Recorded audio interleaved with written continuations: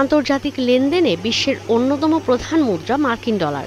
এমন শক্তিশালী মুদ্রা নিয়েও বিশ্বের সবচেয়ে ঋণগ্রস্ত দেশ যুক্তরাষ্ট্র, যার জাতীয় ঋণ ৩৭ লাখ কোটি ডলার ছাড়িয়েছে।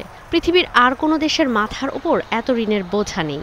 আমদানি ও রপ্তানি ব্যবধান দিনের পর দিন বাড়তে থাকায় বাণিজ্য ঘাটতি কমাতে না পেরে ঋণের পরিমাণ আরও বাড়ছে। বিশ্বের শীর্ষ অর্থনীতির দেশের ঋণের অঙ্ক দেখে চোখ কপালে উঠলেও এর চেয়ে অবাক করা বিষয় হলো, যেই দেশের সঙ্গে যুক্তরাষ্ট্রের সম্পর্ক সবচেয়ে বৈরী, সেই চীনের কাছেই মার্কিন প্রশাসন সবচেয়ে বেশি ঋণী। চীনের ঋণ ব্যবস্থাপনা এবং উন্নত ও উন্নয়নশীল দেশগুলোর ঋণ নিয়ে করা এইড ডেটার প্রতিবেদনে উঠে এসেছে এই তথ্য।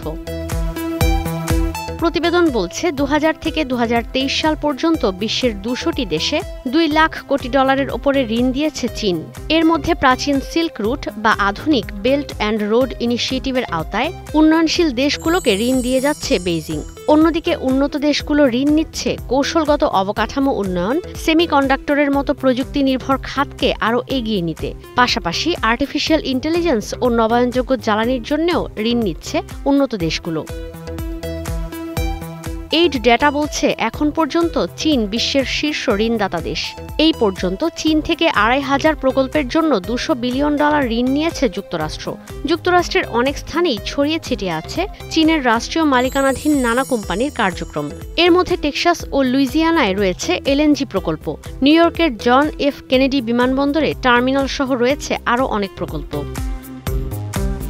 উচ্চ প্রযুক্তি বা হাইটেক প্রতিষ্ঠানগুলো অধিগ্রহণে যেমন অর্থায়ন করেছে বেইজিং, তেমনি ফরচুন গ্লোবাল 500-এর তালিকায় থাকা অনেক কোম্পানিকে ঋণ দিয়েছে শি জিনপিং প্রশাসন। তবে নিম্ন ও মধ্য আয়ের দেশে চীনের ঋণ সহায়তা কমে গেছে ১২%।